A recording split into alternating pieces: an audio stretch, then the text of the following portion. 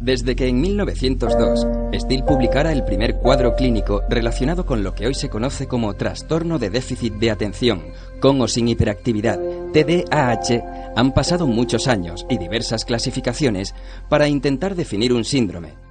Un trastorno que se manifiesta en niños que hablan en exceso, que interrumpen las actividades de otro, que no guardan su turno, que son incapaces de estar quietos, en definitiva, demuestran una hiperactividad que son incapaces de controlar, que se acompaña de fácil distracción ante estímulos mínimos, descuido de las actividades diarias, incapacidad de finalizar una actividad que empiezan, que parecen no escuchar las instrucciones de los demás, etc.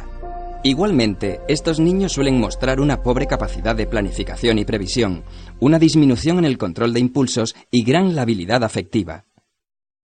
Muchas han sido las hipótesis vertidas a lo largo de los años acerca de las causas que lo originaban, pero ha sido en las últimas décadas cuando más se ha avanzado en la identificación de los orígenes biológicos del TDAH.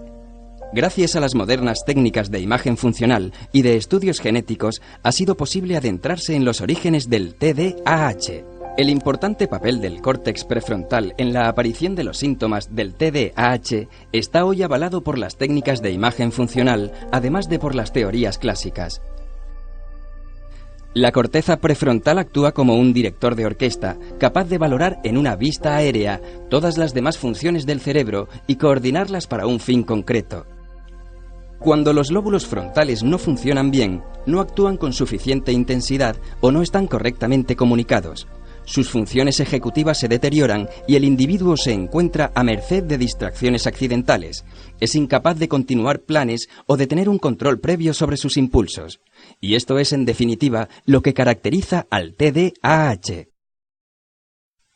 Ante la aparición de un estímulo en el niño sano, con la activación del córtex prefrontal se inicia la coordinación entre las diversas funciones y capacidades. No obstante, en el niño con TDAH, debido a la hipoactividad de esa zona, existe una falta de coordinación interna, aunque las capacidades sean normales, con una fácil distracción ante estímulos externos e incapacidad de control motor.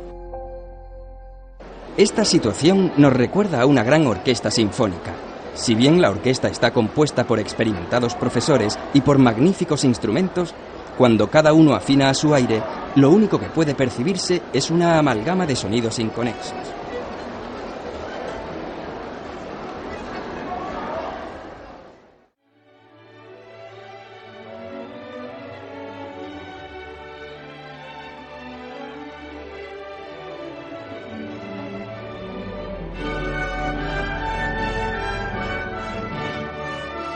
Y es que la labor del director de orquesta es fundamental para llevar el ritmo y mostrar prioridades en cada momento, coordinar la entrada de cada uno, la intensidad y el matiz de los sonidos para rectificar, ajustar, planificar, afinar.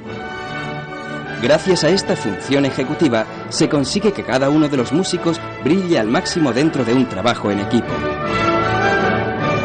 La responsabilidad de cómo suene esta gran orquesta es en gran parte de su director. Igualmente, de cómo active y module el córtex prefrontal dependerá el rendimiento final de la orquesta que representa el encéfalo.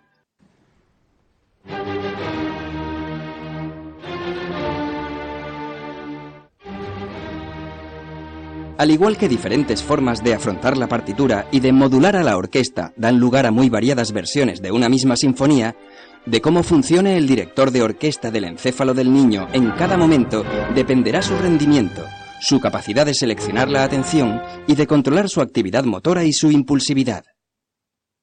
Tal y como hemos podido apreciar previamente, ante la aparición de un estímulo, especialmente si existe poca motivación, el córtex prefrontal del niño con TDAH no se activa convenientemente. Uno de los objetivos del tratamiento con metilfenidato es estimular una activación del córtex prefrontal de tal forma que pueda ejercer su función con normalidad y el niño pueda optimizar sus capacidades, siendo realmente él mismo y desapareciendo ese caos interior que percibe. Los lóbulos frontales se relacionan con el resto del encéfalo a través de verdaderas autopistas de la información que son vías aferentes y eferentes. La sinapsis de estas vías está moduladas por las catecolaminas. Estas son liberadas en función de los estímulos y su presencia en el espacio sináptico favorece la transmisión del impulso nervioso.